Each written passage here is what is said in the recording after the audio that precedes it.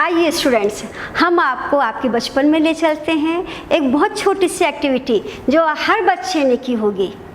आपने कोम लिया होगा, हर बच्चे ने अपने बालों पर उसको रगड़ा होगा और उस बालों पर रगड़कर जब आपने कागज़ के छोटे छोटे छोटे टुकड़े जो फैलाए हैं और उस पर जब आपने उस कोम को रखा है तो क्या देखा आपने देखा कि वो जो कागज़ के छोटे छोटे टुकड़े हैं वो उस कंघे की तरफ, कोम की तरफ आकर्षित हो गए हैं। ये तो आप सबने देखा, लेकिन क्यों? कौन सी घटना है? ऐसा क्या हुआ जिसके कारण इन दोनों के बीच में कुछ आकर्षण लगा? यहाँ से शुरुआत होती है घर्षण विद्युत की, अर्थात छोटे छोटे टुकड़े या कोई भी दो वस्तुएं जब हम उनको आपस में रगड़ते हैं तो आवेशित हो जाती हैं। जब आपस में रगड़ने से आवेश उत्पन्न होता है तो हम इस तरह से उत्पन्न विद्युत को घर्षण विद्युत कहते हैं। जिस वस्तु में हल्के पदार्थों को आकर्षित करने की क्षमता उत्पन्न हो जाती है उनको हम आवेशित वस्तु कहते हैं। अब जब बात आई कि आपने दोनों को परस्पर रगड़ा, क्या आवेश उत्पन्न हुए? तो आवेश दो प्रकार के होते हैं, एक धनावेश होता है और एक ऋण आवेश होता है। जब आप A और B दो को आप परस्पर घर्षण से आवेशित कर रहे होते हैं तो किस पर धनावेश आएगा और किस वस्तु पर ऋण आवेश आएगा यह निर्भर करता है दोनों वस्तुओं की प्रकृति पर। अब इलेक्ट्रिसिटी शब्द की उत्पत्ति कहाँ से हुई? यूनानी भाषा में अंबर को इलेक्ट्रॉन कहते हैं। यहाँ से हमारे पास इलेक्ट्रॉन शब्द आया और इलेक्ट्रॉन से फिर बना हमारे पास इलेक्ट्रिसिटी। तो जब ये हमारे पास आवेश उत्पन्न हुए और इन आवेशों को हमने स्थिर रखा, बहने नहीं दिया, तो जब हम इस उत्पन्न आवेश को स्थिर रखते हैं तो जो विद्युत उत्पन्न होती है उसे हम स्थिर वैद्युत कहते हैं। आवेश दो तरह के होते हैं, धनावेश और ऋणावेश। इन आवेशों के मध्य बल भी लगता है। तो देखिए, हम आपको एक्टिविटी के माध्यम से बताते हैं कि किन अवस्था में आकर्षण बल होगा और किन अवस्था में प्रतिकर्षण बल होगा। सजातीय आवेश में, सजातीय मीन्स या तो दोनों पॉजिटिव हों या दोनों नेगेटिव हों। सजातीय आवेशों में हमेशा प्रतिकर्षण बल लगता है और विजातीय आवेशों में हमेशा आकर्षण बल लगता है। बल दो तरह के होते हैं, आकर्षण प्रकृति के और प्रतिकर्षण प्रकृति के। कब? जब हम दो आवेशों के मध्य लगने वाले बल की बात कर रहे होते हैं। अब जब हम आवेश की बात कर रहे हैं तो ये आवेश का मान क्या है, कितना होता है, कहाँ से हम लेते हैं? तो यहाँ पर है आवेश का क्वांटीकरण। अभी हमने बात की धनावेश और ऋणावेश की, तो ये आवेश आते कहाँ से हैं, आवेश उत्पन्न कैसे होते हैं, इसके लिए एक सिद्धांत प्रतिपादित किया गया जिसे कहते हैं आवेश उत्पत्ति का इलेक्ट्रॉनिक सिद्धांत। हर पदार्थ परमाणुओं से मिलकर बना होता है और परमाणु में बीच में नाभिक होता है। अब हम आ जाए नाभिक की संरचना पर। परमाणु, हर पदार्थ परमाणु से बना होता है, परमाणु के बीच में नाभिक है। परमाणु विद्युत रूप से उदासीन होता है, लेकिन जब हम दो वस्तुओं को आपस में रगड़ते हैं, कौन सी विद्युत उत्पन्न होती है इससे? घर्षण विद्युत। तो जब हम दो पदार्थों को आपस में रगड़ते हैं तो जो बाह्यतम कोश में इलेक्ट्रॉन होते हैं वो एक पदार्थ से निकलकर बाहर हो जाते हैं। तो जैसे ही घर्षण से वे इलेक्ट्रॉन जो नाभिक के आकर्षण बल से बंधे हुए थे उस आकर्षण बल से मुक्त होते हैं। तो इस तरह से घर्षण से जिस पदार्थ से इलेक्ट्रॉन हट गए वहाँ धनावेशित हो जाता है और जहाँ इलेक्ट्रॉन पहुँच गए वो ऋणावेशित हो जाता है। तो ये है आपका आवेश उत्पत्ति का इलेक्ट्रॉनिक सिद्धांत, जिसे हम इस डायग्राम के माध्यम से और अच्छे से समझते हैं। बात करते हैं विद्युत चालकता की। चालकता की दृष्टि से पदार्थों को तीन भागों में बांटा गया है। अरे सुनिए सुनिए सुनिए, आपने देखा होगा जब हम बिजली का कोई काम करते हैं हाथ गीले रहते हैं क्या? गीले हाथ से करते हैं क्या? लोहे की बेंच पर खड़े होकर करते हैं? नहीं। क्यों? कभी आपने लोहे की बेंच पे खड़े होकर बिजली का काम किया? नहीं किया। क्योंकि लोहा क्या है? यस, लोहा है विद्युत का सुचालक। तो हम विद्युत चालकता की दृष्टि से पदार्थों को 3 भागों में बांटते हैं, सुचालक, कुचालक और अर्धचालक। तो जिन पदार्थों में आवेश का प्रवाह आसानी से हो जाता है वे सुचालक पदार्थ होते हैं। उदाहरण के लिए बताइए आप 1-2 उदाहरण। एक तो मैंने बताया लोहा, दूसरा सोचिए और अपने कॉपी में नोट करिए। ये आपके सुचालक के उदाहरण हुए। यहीं से मैं आपको बताती हूँ कि जब हम कुछ बिजली का काम करते हैं तो लकड़ी की बेंच पर खड़े होते हैं। क्यों? क्योंकि लकड़ी से हमें करंट नहीं लग रहा, तो लकड़ी क्या हो गई? कुचालक हो गई। तो ये आपको उदाहरण एक मैंने बताया है, कुछ सोचिए और 1-2 उदाहरण आप स्वयं लिखिए। अब कुछ पदार्थ ऐसे होते हैं जिनकी चालकता सुचालक से कम होती है और कुचालक से ज़्यादा होती है, या दूसरे शब्दों में कह लें कि सामान्य ताप पर तो वह कुचालक की भांति व्यवहार करते हैं, लेकिन ताप बढ़ाने पर वह सुचालक हो जाते हैं। ऐसे पदार्थों को हम अर्धचालक कहते हैं।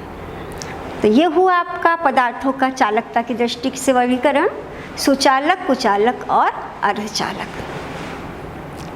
अब आपके पास सुचालक आ गए हैं। हम चाहते हैं कि हम किसी चालक को आवेशित करें। आवेशित करने की 2 विधियां हैं। पहली विधि चालन विधि है और दूसरी विधि प्रेरण विधि।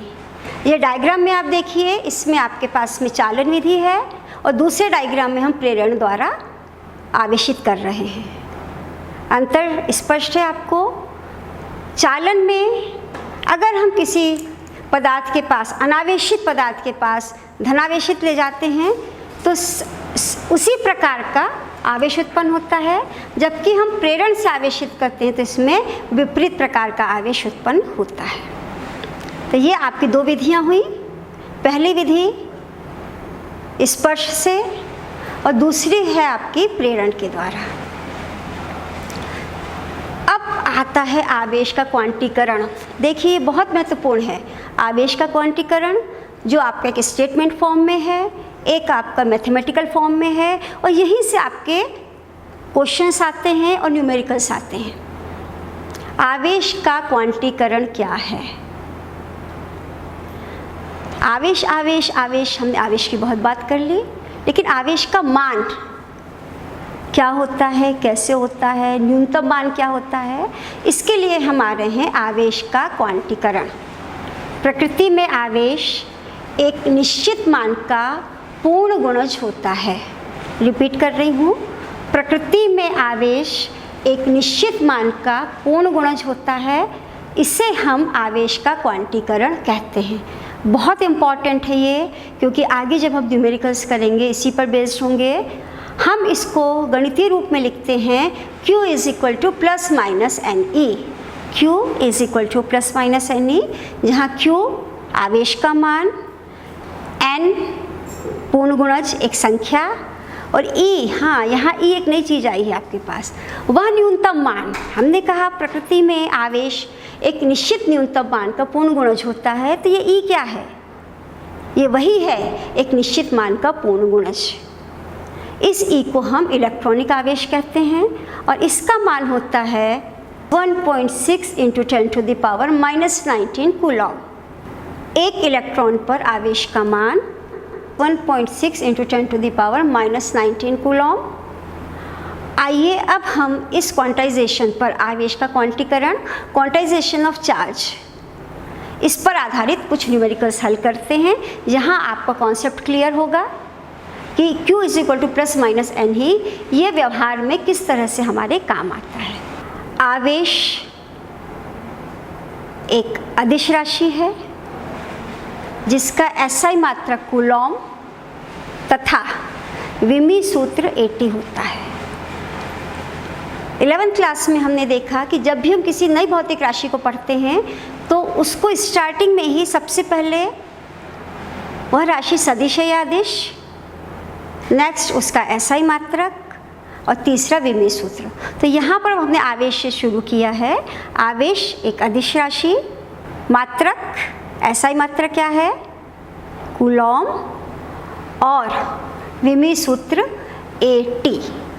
चार्ज की SI यूनिट कूलॉम एक बहुत बड़ी यूनिट है, अतः हम अन्य मात्रक जो यूज़ करते हैं वे हैं माइक्रो कूलॉम, नैनो कूलॉम या पिको कूलॉम। और the relation between them is 1 micro coulomb is equal to 10 to the power -6 coulomb, 1 nano coulomb is equal to 10 to the power -9 coulomb, 1 micro coulomb और 1 pico coulomb is equal to 10 to the power -12 coulomb. इसके बाद conservation of charge, आवेश संरक्षण का सिद्धांत।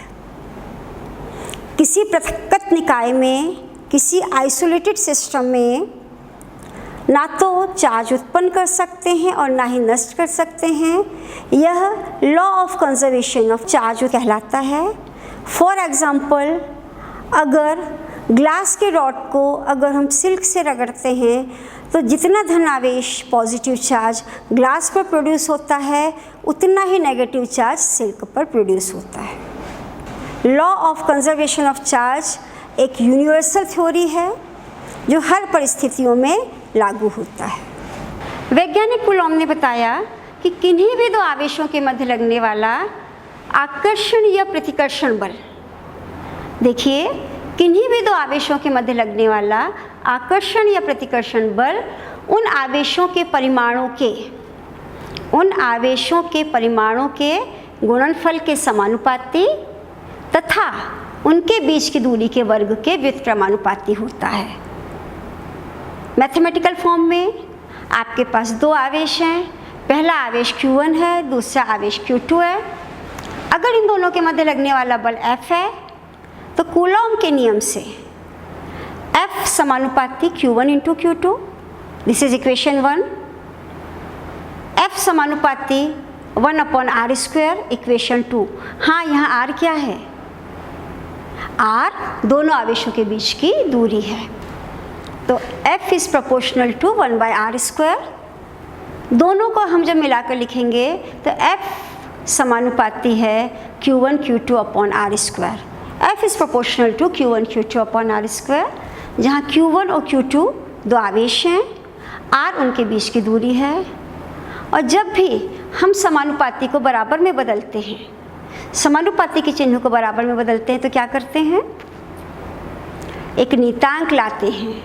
तो यहाँ पर हमने जब वो समानुपाती के चिन्ह को बराबर में बदला तो F is equal to 1/4πε0 Q1 Q2/r²। यहाँ 1/4πε0 एक नियतांक है, 4 नियतांक है, पाई नियतांक है, और एप्सिलॉन नॉट माध्यम की विद्युतशीलता है। एप्सिलॉन नॉट क्या है, माध्यम की विद्युतशीलता है। तो चलिए अब हम जल्दी जल्दी रिवाइज कर लेते हैं। हमने क्या पढ़ा, पहला घर्षण विद्युत, आवेश उत्पत्ति का इलेक्ट्रॉनिक सिद्धांत, आवेश का क्वांटीकरण, साथ में इनसे संबंधित हमने न्यूमेरिकल्स किए हैं। और अब आपके सामने है कुछ क्वेश्चंस जो उस विषय वस्तु से संबंधित हैं जो आपने पढ़े हैं, और अब आप नोट कीजिए और हल कीजिए। उम्मीद है ये सारे क्वेश्चंस आपको बहुत अच्छे से बनेंगे। Thank you.